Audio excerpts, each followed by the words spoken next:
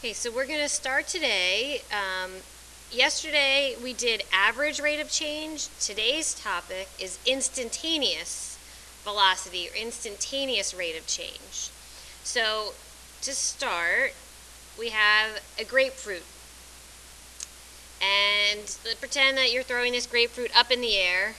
The average velocity over these different times, so at 0 seconds, 0.9 seconds, 0.99 seconds, 1 second, the average velocity between 0 and 1 second means we're going to find the slope.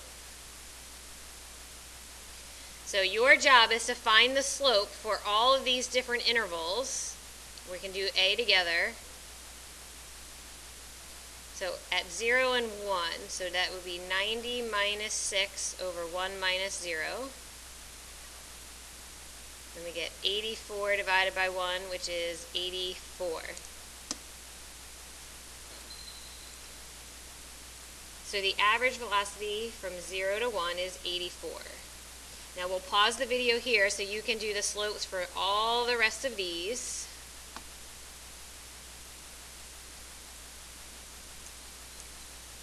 Okay, so for part B, I'm going to find the slope between 2 and 1.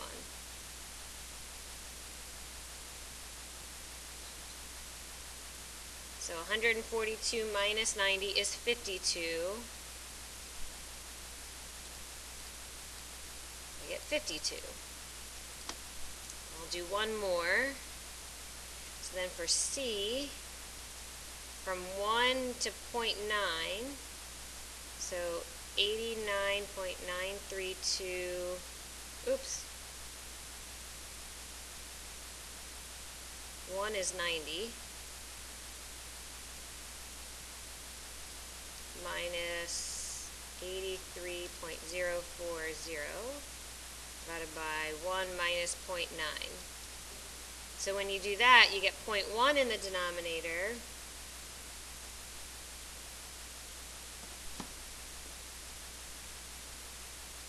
and 6.96, and when you divide by 0.1, you get 69.6.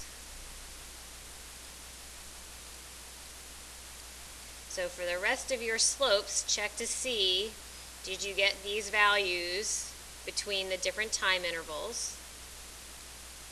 And what do you notice when the size of the interval shrinks? So here we're at a size of 1. But as we get further down to G and H, we're at a size of 1/1000. So as our time interval gets closer and closer to being really no difference between the seconds, what do you notice?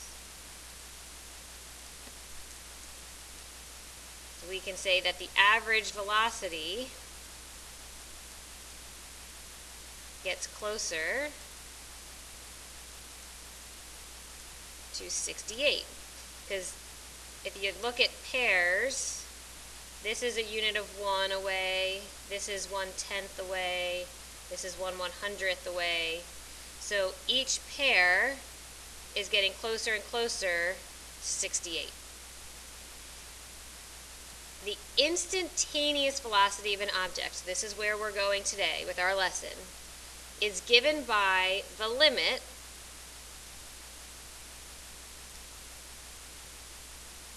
of the average velocity over the interval as the interval shrinks around t. Meaning, the closer and closer these get together, the limit is the approaches your instantaneous velocity. We can visualize that as well. If we have a curve here, and this is point P, if I zoom in and look closer at this point, and then zoom in again, so this circle here is now this circle, so I zoomed in, which is now getting even closer to this circle. See how the line looks more and more straight as we get closer and closer in? So as the length of your interval shrinks, the slope of your line here gets closer and closer to the curve. So the instantaneous velocity is the slope of a curve at a specific point. So if I was going to draw a graph, let's draw x squared.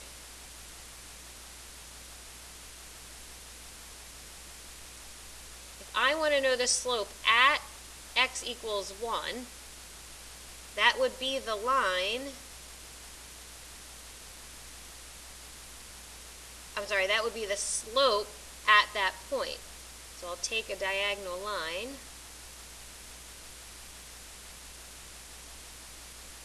and it would be just like that.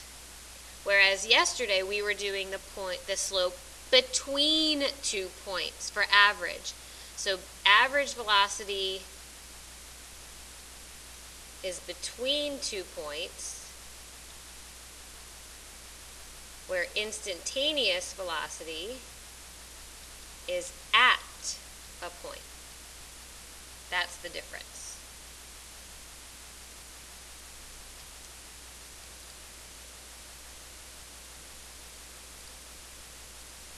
So now look at a graph of that grapefruit. If I graphed every single height over time,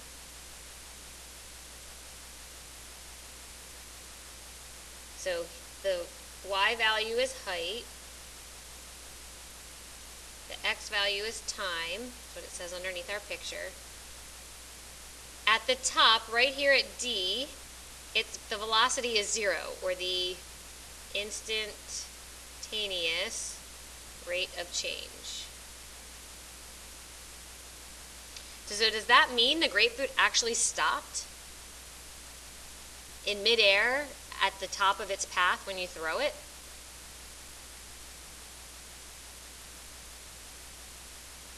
It doesn't. There's no way for a grapefruit to defy gravity and just stop in midair. What it means is that it changed directions. The grapefruit is going up here, and then at this instant it changes directions and starts going back down. And again, if I draw the line for the slope at point D, the instant rate of change at this point is 0. That's the slope at that point is 0. It's flat.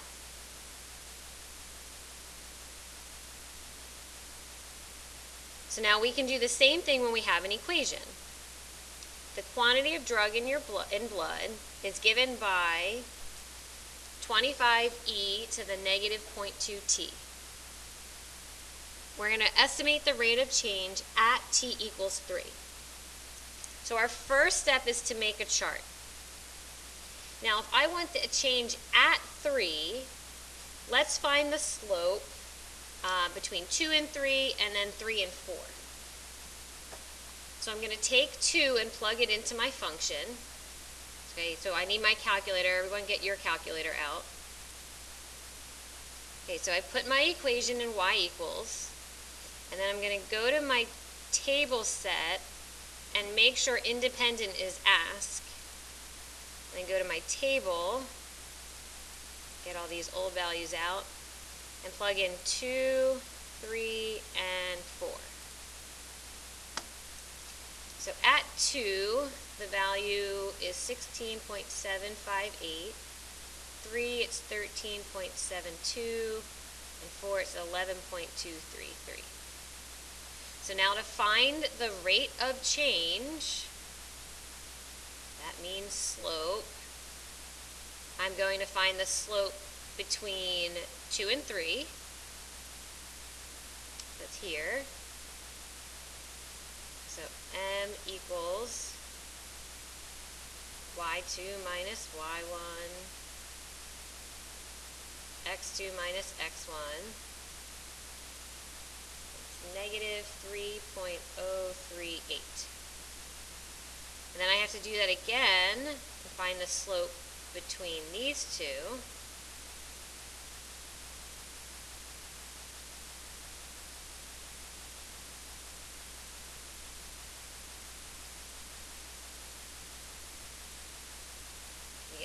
2.487.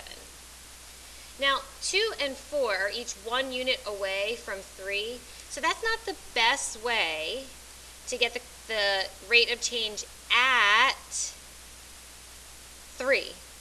By saying at 3, the problem's asking us for the instantaneous rate of change. So I'm going to, instead of doing 2 and 4, let's choose values closer to 3. Okay, so closer to 3, I'm going to delete these values. Let's do 2.99 and 3.01.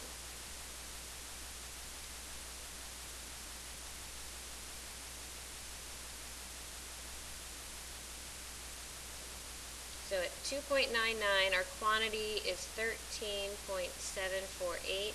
Oops, I still need 3. 13.72 and 13.693. So now again, we're going to do 2 slope problems. Find the slope between 2.9 and 3, or 2.99.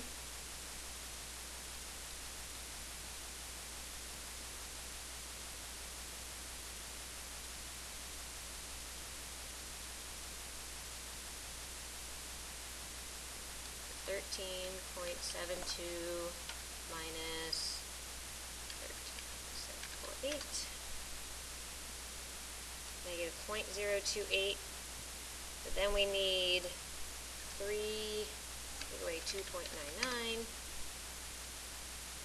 0.01, and when we divide, we get negative 2.8.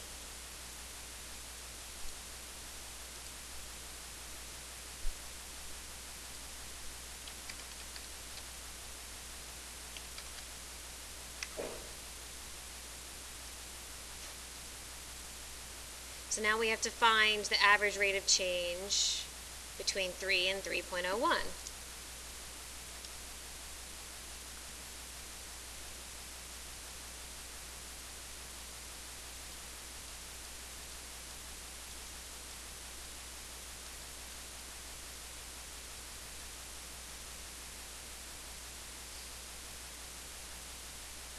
So after typing that in my calculator, I get negative 2.7. So what that tells us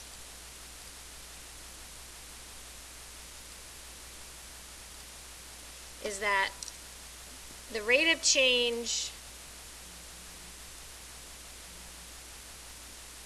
here is negative 2.8, and the rate of change here is negative 2.7. So if I want the rate of change at 3, what is directly between negative 2.8 and negative 2.7? Well, it's like finding the midpoint or finding the middle, so or the average. So if I add these together and divide by 2, the rate of change at 3 is negative 2.75.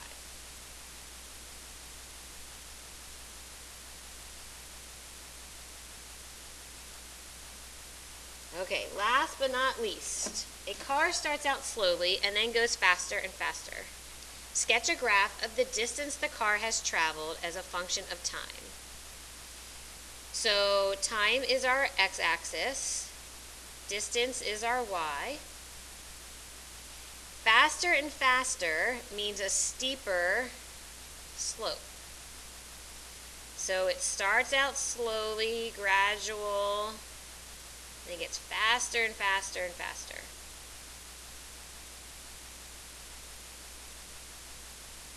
So since the car is moving, the distance it's traveled is increasing of time, but the speed is the slope of the distance curve. So the slope of the curve is small at first, close to flat, and gets steeper and steeper the further we go as we go faster and faster.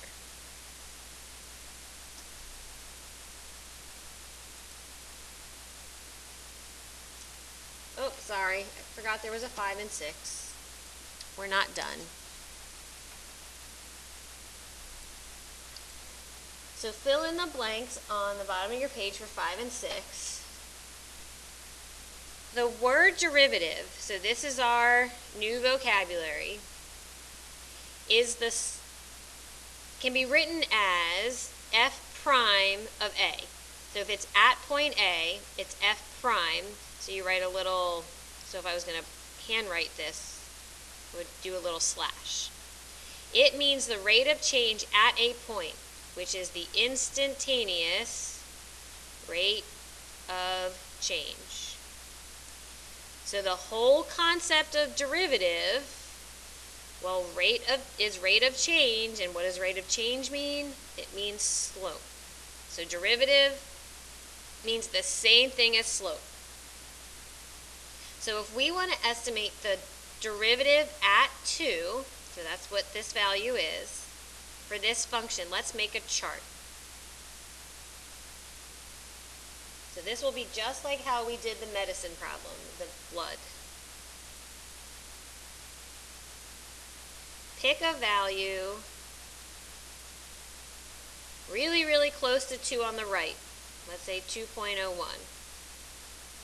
Then we're going to pick a value really, really close on the left, 1.99. And then we need the y value at these points. So 2 to the third is 8. Then with my calculator,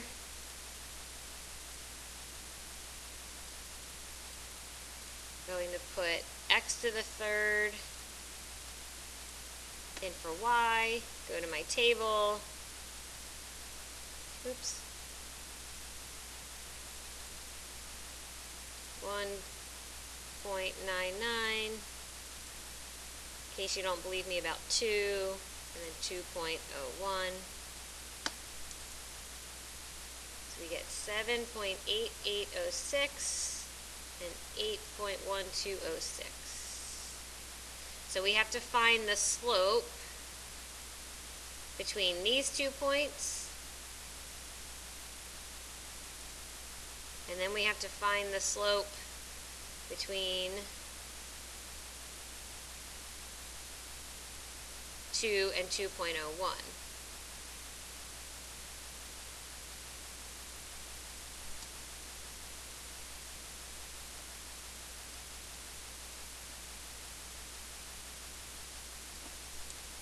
So on your papers now, find those slopes.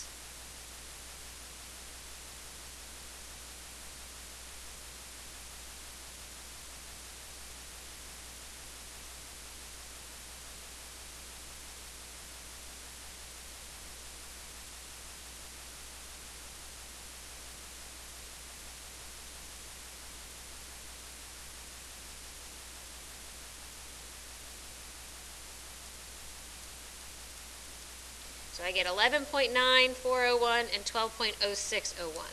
So if I want the rate of change at 2, directly at 2, what is right in the middle? So we're going to find the average, and it's probably going to be really, really close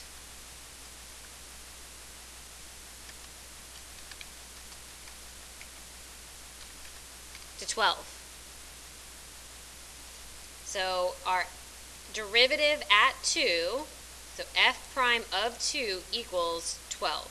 The instantaneous rate of change is 12 at 2. We're going to repeat that process for number 6. We're going to make a chart.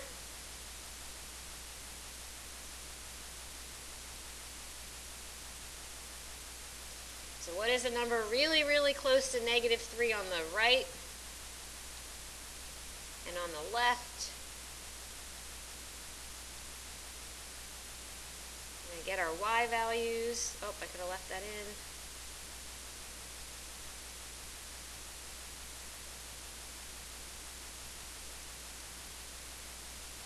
So -3.01, -3, and -2.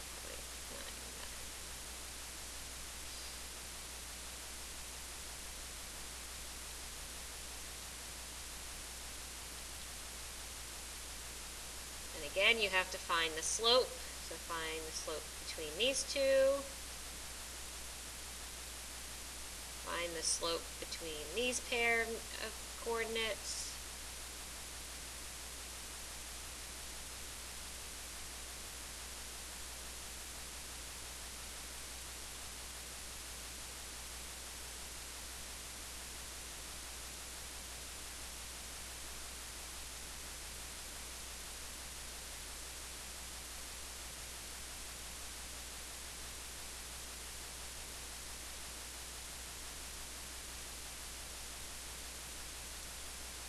So then when I want the actual rate of change at -3, the derivative at -3, what is right in the middle of 27.0901 and 26 is 27.